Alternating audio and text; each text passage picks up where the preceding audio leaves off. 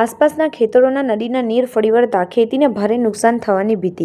ઉપરવાસમાં પડેલા ભારે વરસાદને કારણે આજવા સરોવરના 62 દરવાજા ખોલી નાખતા આમોદ પાસેથી પસાર થતી ધાધર નદી બે કાંઠે વહેતી થઈ હતી।